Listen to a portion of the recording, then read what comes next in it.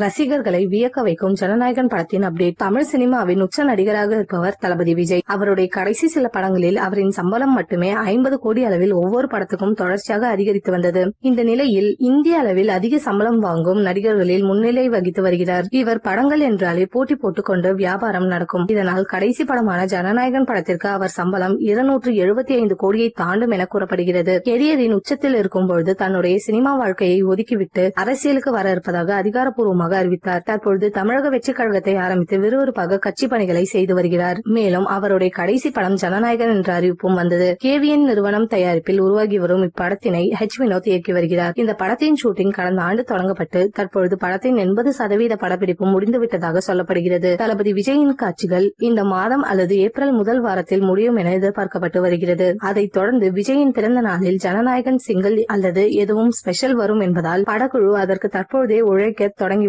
அனிருத்தும் தன்னுடைய இசையமைப்பு பணியில் இருக்கிறாராம். இந்த படத்தின் ஆடியோ விழா மிக பிரம்மாண்டமாக நடத்தவும் தற்பொழுது திட்டமிட்டுள்ளனர். இதில் விஜயின் குடும்பத்தினர் அனைவரும் கலந்து கொள்ள இருப்பதாகவும் கூறப்படுகிறது. கடந்த சில ஆடியோ விழாவில் கலந்து கொள்ளாத சங்கீதா விஜயும் என்ட்ரி கொடுக்க வாய்ப்பிருக்கிறதாம். இதனால் இந்த ஆடியோ விழா அரங்கம் அதிரும் என்பதில் சந்தேகமில்லை. இந்த படத்தினை அடுத்த ஆண்டு பொங்கல் தினத்தில் வெளியிட திட்டமிட்டு இருக்கும் நிலையில் அதற்கும் விஜயும் மொத்தமாக சினிமாவிலிருந்து விலகுவதால் விஜய் ரசிகர்கள் வருத்தத்தில் இருக்கின்றனர்.